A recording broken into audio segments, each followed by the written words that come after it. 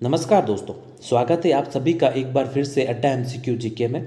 दोस्तों, एक बार फिर से हाजिर हैं हम राजस्थान के राज्य व्यवस्था का एक अति महत्वपूर्ण टॉपिक लेकर। यह है दोस्तों राज्य सूचना आयोग या फिर सूचना का अधिकार यानी राइट टू इंफॉर्मेशन। दोस्तों, इससे संबंधित हम आज 15 महत्वपूर्ण प्रश्नों को पढ़ेंगे। और दोस्तों, ये 15 महत्वपूर्ण प्रश्न पिछली परीक्षाओं में राजस्थान की विभिन्न परीक्षाओं में पूछे जा चुके हैं। शुरू करने से पहले दोस्तों, अगर आपने हमारे चैनल अड्डा एमसीक्यू जीके को सब्सक्राइब नहीं किया है तो इस चैनल को सब्सक्राइब करें और पास में स्थित बेल आइकन को दबाएं ताकि समय पर आपको इस चैनल पर वीडियो अपलोड होने पर नोटिफिकेशन मिलते रहें। दोस्तों, वीडियो पसंद आता है तो इस वीडियो को लाइक करें और अपने दोस्तों के साथ शेयर करें और इस चैनल को सब्सक्राइब करें, क्योंकि रोज़ाना हम इसी तरह के वीडियो इस चैनल पर लाते रहते हैं जो कि दोस्तों केवल एमसीक्यू पर आधारित होते हैं। तो बिना देरी के शुरू करते हैं आज के पहले प्रश्न के साथ। तो दोस्तों, आज का पहला प्रश्न है, राज्य सूचना आयोग का गठन कब हुआ था? तो दोस्तों, राज्य सूचना आयोग का गठन कब हुआ था? यह हुआ था 18 अप्रैल 2006 को, यानी ऑप्शन ब इसका सही उत्तर होगा। अगला प्रश्न है दोस्तों, निम्नलिखित में से किसका संबंध सूचना के अधिकार दिलाने से, यानी दोस्तों राइट टू इंफॉर्मेशन। इन सभी में से किसका संबंध है दोस्तों? तो ये है दोस्तों अरुणा रॉय की। दोस्तों, अरुणा रॉय जी के नेतृत्व में ही सूचना के अधिकार की प्राप्ति हेतु दोस्तों 1995 में दोस्तों आंदोलन की शुरुआत हुई थी। तो दोस्तों, अरुणा रॉय जी का बहुत बड़ा योगदान है हमें सूचना का अधिकार दिलाने के लिए, यानी इसका सही उत्तर होगा ऑप्शन ब। अब दोस्तों बात करें अगर कि सूचना का अधिकार क्या होता है, तो दोस्तों सूचना का अधिकार के तहत दोस्तों 10 रुपये के शुल्क के साथ, यानी ये वो के या फिर नकद हो सकता है या बैंक ड्राफ्ट या फिर बैंकर्स चेक के माध्यम से दिया जा सकता है। और दोस्तों बीपीएल, जो भी दोस्तों बीपीएल आवेदक होते हैं उनके लिए कोई शुल्क नहीं होता है। इसके तहत दोस्तों कोई भी आम व्यक्ति किसी भी विभाग या कार्यालय में दोस्तों किसी भी प्रकार की सूचना प्राप्त कर सकता है। यह होता है दोस्तों सूचना का अधिकार। और दोस्तों अरुणा रॉय जी का बहुत बड़ा योगदान है इस अधिकार को दिलाने में, यानी इसका सही उत्तर ऑप्शन ब होगा। अब चलते हैं अगले प्रश्न की ओर। अगला प्रश्न दोस्तों, सूचना का अधिकार अधिनियम 2005 का मुख्य उद्देश्य क्या है? अब दोस्तों इसका मुख्य उद्देश्य क्या था? इसका मुख्य उद्देश्य था पारदर्शी प्रशासन, यानी दोस्तों कोई भी योजना हो वो आम लोगों तक पहुंच सके, या फिर कोई भी आम व्यक्ति किसी भी प्रकार की अगर सूचना प्राप्त करना चाहता है, भले ही वह किसी भी विभाग में हो, भले ही वह किसी भी सरकारी विभाग, कोई भी सरकारी विभाग दोस्तों वो हो सकता है। इसमें दोस्तों पारदर्शी प्रशासन इसका मुख्य उद्देश्य है, यानी इसका सही उत्तर होगा ऑप्शन द। चलते हैं अगले प्रश्न की ओर। अगला प्रश्न और दोस्तों चौथा प्रश्न है, राजस्थान में निम्न में से कौन सा अधिकार नागरिकों को प्रदत्त है? अब दोस्तों इन अधिकारों में से कौन से अधिकार है? सूचना का अधिकार, जी हाँ दोस्तों ये नागरिकों को प्रदत्त है।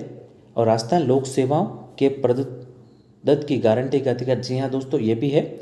और राजस्थान जन सुनवाई का अधिकार ये भी है, यानी उपरोक्त सभी इसका सही उत्तर होगा। तो द ऑप्शन इसका सही उत्तर होगा। अगला प्रश्न है, निम्नलिखित में से कौन सी शब्दावली सूचना का अधिकार अधिनियम 2005 की उद्देशिका में उल्लेखित है? तो सूचना की पारदर्शिता, जी हाँ दोस्तों ये सूचना के अधिकार की उद्देशिका में उल्लेखित है। सूचना का प्रकटन, जी हाँ, संसूचित नागरिकता और दोस्तों लोकतांत्रिक आदर्श की प्रभुता, जी हाँ दोस्तों ये सभी सूचना के अधिकार अधिनियम 2005 की उद्देशिका में दोस्तों उल्लेखित है। यानी 1, 2 और 3, 4 ये दो सभी कथन दोस्तों सही है। तो द ऑप्शन इसका सही उत्तर होगा। चलते हैं अगले प्रश्न की ओर।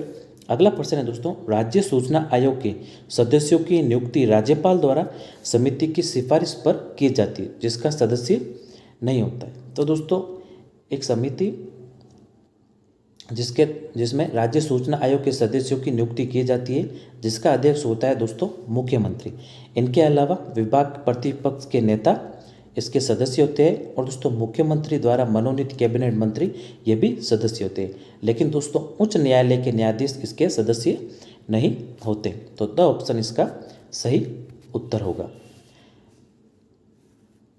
इस समिति के सदस्य कौन नहीं होते हैं? ये नहीं होते दोस्तों उच्च न्यायालय के न्यायाधीश। हमें नहीं के बारे में पूछा है दोस्तों। बाकी दोस्तों मुख्यमंत्री होते हैं जो कि इस समिति के अध्यक्ष भी होते हैं, और तो विधानसभा के प्रतिपक्ष नेता भी होते हैं, और मुख्यमंत्री द्वारा मनोनीत कैबिनेट मंत्री भी होते हैं। तो द ऑप्शन इसका सही उत्तर हो जाएगा।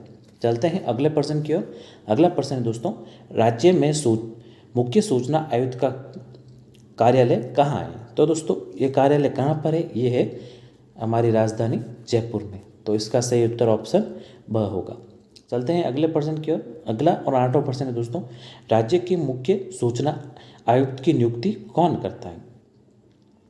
तो दोस्तों राज्य के मुख्य सूचना आयुक्त की नियुक्ति किसके द्वारा की जाती है? ये की जाती है दोस्तों राज्यपाल द्वारा, और मुख्यमंत्री की अध्यक्षता वाली समिति की सिफारिश पर राज्यपाल द्वारा मुख्य सूचना आयुक्त की नियुक्ति की जाती है। तो इसका सही उत्तर होगा ऑप्शन ब।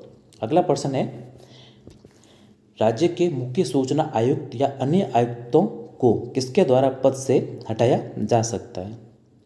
तो दोस्तों मुख्य सूचना आयुक्त व अन्य आयुक्तों को किसके द्वारा पद से हटाया जा सकता है? ये हटाया जा सकता है दोस्तों राज्यपाल द्वारा उच्चतम न्यायालय के निर्देश पर। यानी दोस्तों इनको कार्यकाल समाप्ति से पूर्व साबित कदाचार या असमर्थता के आधार पर सर्वोच्च न्यायालय द्वारा की गई जांच में दोषी अगर पाए जाते हैं दोस्तों, ये अगर यानी मुख्य सूचना आयुक्त दोषी पाए जाते हैं तो राज्यपाल द्वारा इन्हें कार्यकाल समाप्ति से पूर्व इनके पद से हटाया जा सकता है। तो द ऑप्शन इसका दोस्तों सही उत्तर होगा, यानी साबित कदाचार और दोस्तों असमर्थता के आधार पर सर्वोच्च न्यायालय द्वारा इन्हें हटाया जा सकता है। जांच होती है दोस्तों, अगर जांच में दोषी पाए जाते हैं तो राज्यपाल द्वारा इनके कार्यकाल समाप्ति से पूर्व ही इन्हें हटाया जा सकता है। तो द ऑप्शन इसका सही उत्तर होगा। किसके द्वारा हटाया जा सकता है? राज्यपाल द्वारा उच्चतम न्यायालय के निर्देश पर। अगला और 10वां प्रश्न है दोस्तों, राज्य मुख्य सूचना आयुक्त को किसके समक्ष शपथ ग्रहण करनी होती है?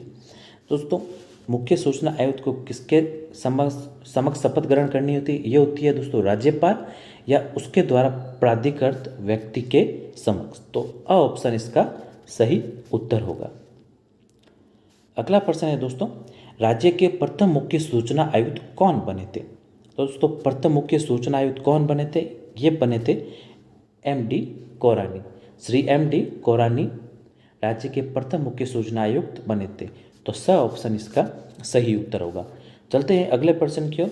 अगला प्रश्न है दोस्तों, सूचना के अधिकार के तहत कोई सूचना प्राप्त करने हेतु आवेदन करने का निर्धारित शुल्क कितना है? दोस्तों ये शुल्क है मात्र 10 रुपये।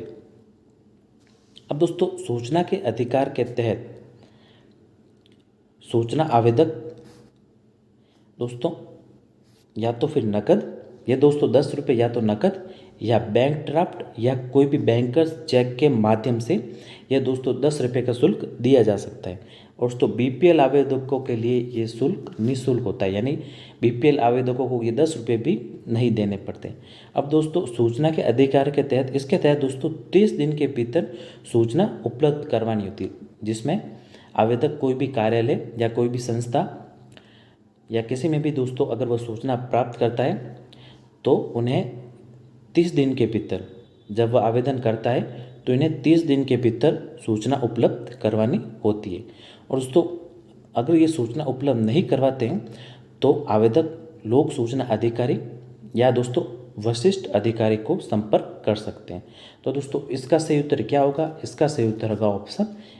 इनका शुल्क कितना निर्धारित है? यह शुल्क निर्धारित है दोस्तों केवल 10 रुपये। अगला प्रश्न है दोस्तों, राजस्थान के मुख्य सूचना आयुक्त का कार्यकाल कितना होता है? अब दोस्तों मुख्य सूचना आयुक्त का कार्यकाल कितना होता है? ये होता है दोस्तों 5 वर्ष, पद ग्रहण करने से 5 वर्ष या दोस्तों 65 वर्ष की आयु तक, जो भी दोस्तों पहले होती है तब तक इनका कार्यकाल होता है। तो अ ऑप्शन इसका सही उत्तर होगा। चलते हैं अगले प्रश्न की ओर। अगला प्रश्न है दोस्तों, निम्न में से राज्य सूचना आयोग राजस्थान के संदर्भ में कौन सा कथन सही है? दोस्तों इनमें से कौन सा कथन सही है? यह एक संवैधानिक निकाय है। जी हाँ दोस्तों, यह एक संवैधानिक निकाय है, ये एक स्वायत्त शासित निकाय है। जी हाँ, यह भी कथन सत्य है। इसका गठन 18 अप्रैल 2055, ये दोस्तों मिसप्रिंट 2055 तभी आया भी नहीं है, 2000 यहाँ पे 5 होता तो भी ये दोस्तों ये कथन तो गलत ही होता, क्योंकि दोस्तों 2005 को इसका गठन नहीं होता, इसका गठन हुआ था 18 अप्रैल 2006 को, 2006 को इसका गठन हुआ था। दोस्तों तीसरा कथन आपके गलत हो जाएगा, हमें सही कूट चुनने थे, तो पहला और दूसरा कथन आपके सत्य है, यानी केवल 1 व 2, तो इसका उत्तर सही ऑप्शन ब हो जाएगा। चलते हैं दोस्तों आज के अंतिम प्रश्न की ओर। अंतिम प्रश्न है दोस्तों, वर्तमान राज्य मुख्य सूचना आयुक्त कौन है? अब दोस्तों वर्तमान में राज्य के मुख्य सूचना आयुक्त कौन है? यह है दोस्तों देवेंद्र भूषण गुप्ता, तो इसका सही उत्तर होगा दोस्तों ऑप्शन अ। अब बात करें अगर संजय कुमार सौत्रे की, तो यह है दोस्तों आरपीएससी के अध्यक्ष, और दोस्तों मोहनलाल लाटर की, तो यह है दोस्तों DGP, director of general police, यानी पुलिस महानिदेशक, और सीपी जोशी है दोस्तों हमारे विधानसभा के अध्यक्ष। तो इसका सही उत्तर होगा दोस्तों ऑप्शन अ, यानी मुख्य सूचना आयुक्त कौन है? यह है देवेंद्र भूषण गुप्ता, यानी डीबी गुप्ता। तो धन्यवाद दोस्तों, ये 15% थे आपके कुल मिलाकर। और दोस्तों यकीन मानिए सूचना आयोग और सूचना के अधिकार के, ये दोस्तों इनमें से इस टॉपिक में पूरा कवर कर लिया गया इन 15 प्रश्नों में, और ये 15% अगर आप पढ़ लेते हैं तो आपको इस टॉपिक को पढ़ने की भी दोस्तों ज़रूरत नहीं पड़ेगी। वीडियो पसंद आया है तो लाइक करें, अपने दोस्तों के साथ शेयर करें, और दोस्तों इस चैनल को सब्सक्राइब जरूर करें। मिलते हैं नए वीडियो में कुछ ऐसे ही नए प्रश्नों के साथ, तब तक के लिए जय हिंद, वंदे मातरम।